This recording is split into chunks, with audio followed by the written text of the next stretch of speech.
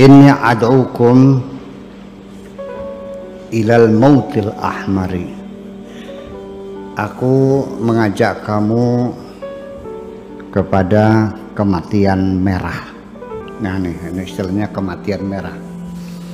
Apa kematian merah itu yang dimaksudkan? Wa huwa mukhalafatun nafsi wal hawa, yaitu melawan, siap berseberangan dengan nafsu dan hawanya.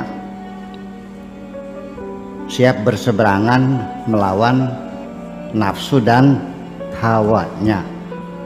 Bahasa Indonesianya digabung, hawa nafsu. Ada nafsu itu punya hawa gitu. Kitanya nafsu dan hawanya, tapi kita bilangnya hawa nafsu.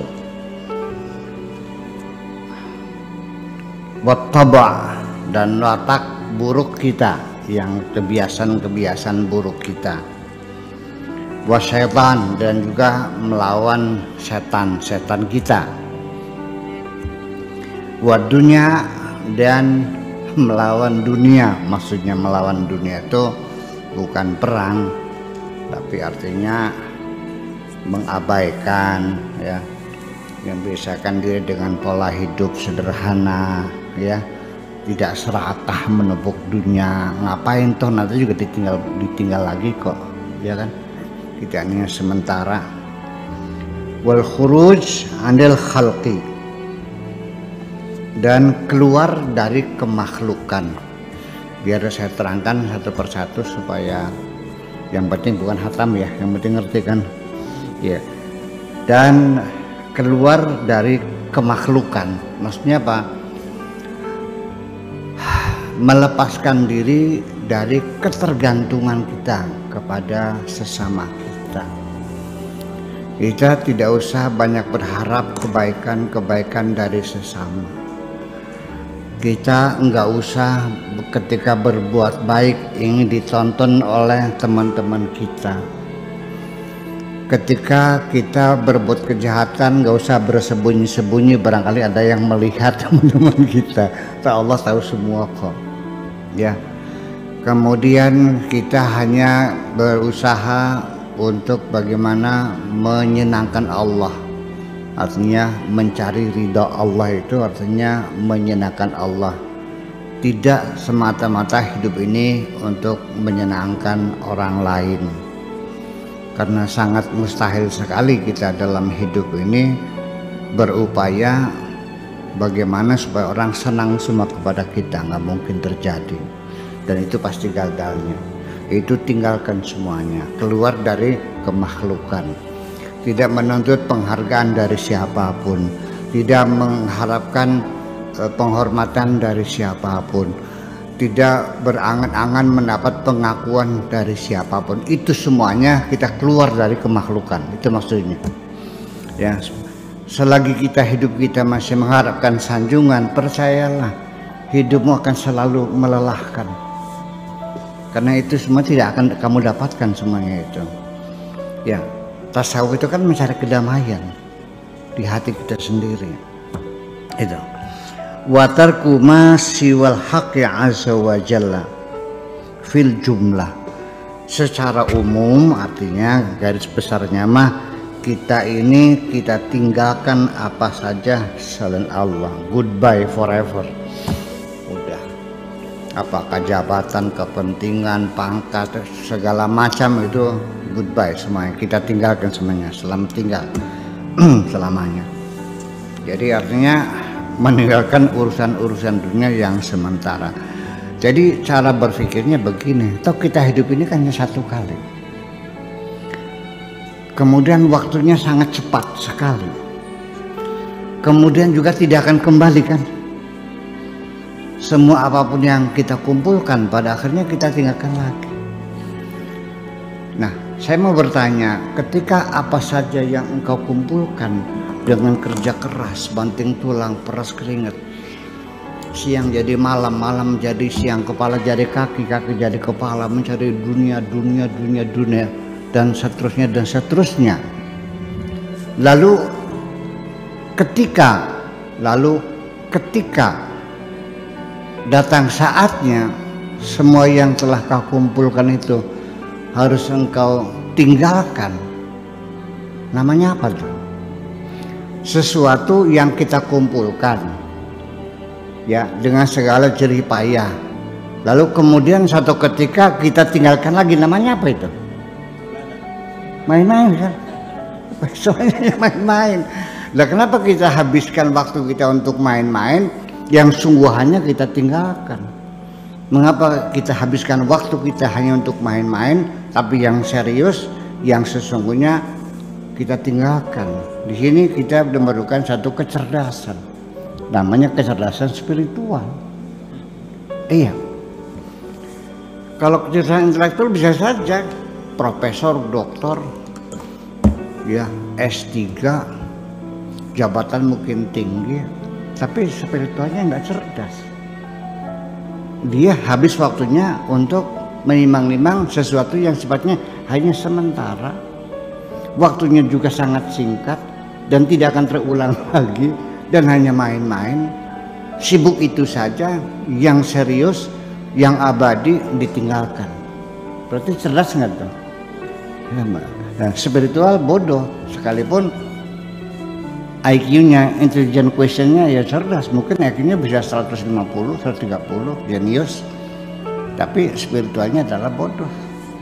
Sesuatu yang abadi ditinggalkan, habis waktunya untuk ngurusin sesuatu yang sementara. Itu kira begitu.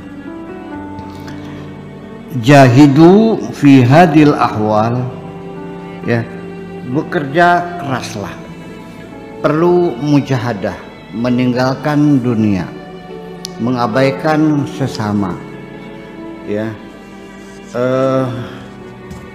semuanya itu kita berperang melawan setan, melawan nafsu kita. Itu semuanya diperlukan mujahadah. Wajahidu fi hadil ahwal. Untuk mencapai itu semuanya diperlukan kerja keras. Mujahadah itu kerja keras, latihan-latihan yang berat. Ya, percayalah bahwa itu perlu pembelajaran, perlu pembimbingan, perlu usaha, perlu keuletan. Tidak boleh mudah berputus asa, jatuh lagi, bangun lagi, jatuh lagi, bangun lagi. Lama kelamaan kamu bisa nggak? Bisa. Anda bisa berjalan kan?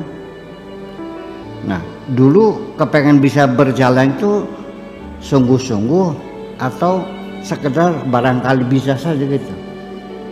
Ada yang bimbing nggak? Siapa yang bimbing? Orang tua. Sering jatuh nggak? Bosan nggak? Kita belajar benar juga seperti itu.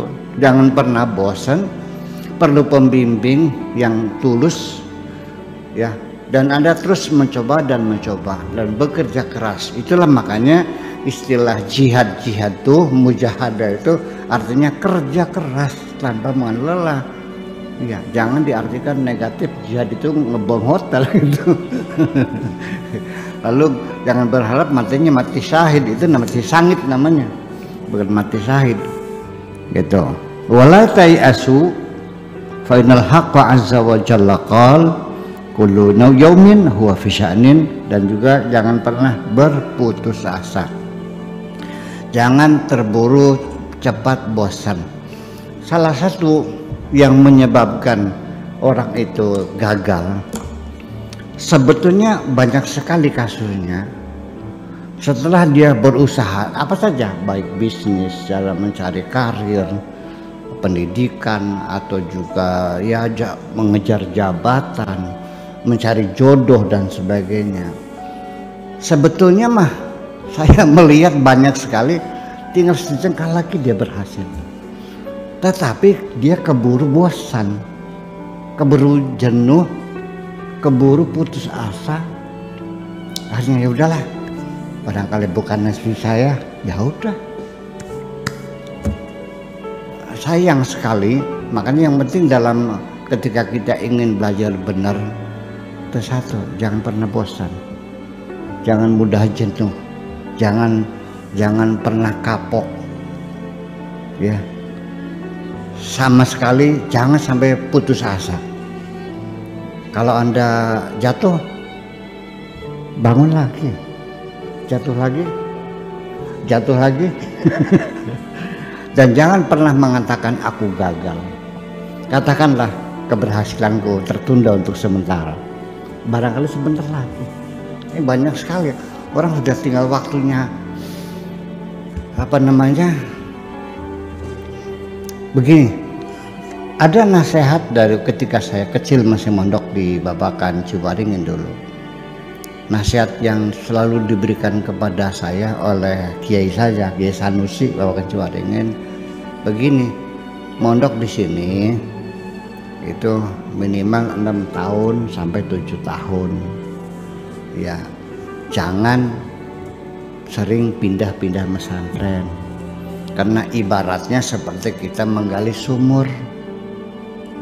Kalau baru 3 meter kamu udah keburu putus asa, akhirnya mencari sumber yang baru lagi. Terus 4 meter putus asa lagi, nggak bakal ketemu sumber.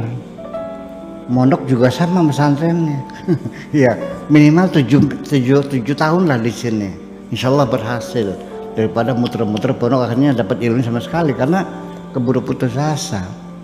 Jadi yang satu artinya kita jangan dulu putus asa sampai pada batas yang tak terhingga. Nah, ketika kita dalam batas tertentu kita baru disebut ulet.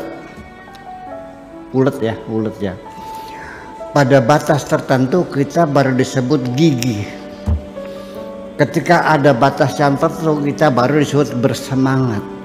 Tapi kalau tidak ada batasnya, itulah namanya kesabaran. Ya, sampai kapan ya? Sampai kapan saja. Dan itulah makanya innallaha ma'as sabirin. Allah bersama dengan orang-orang yang sabar.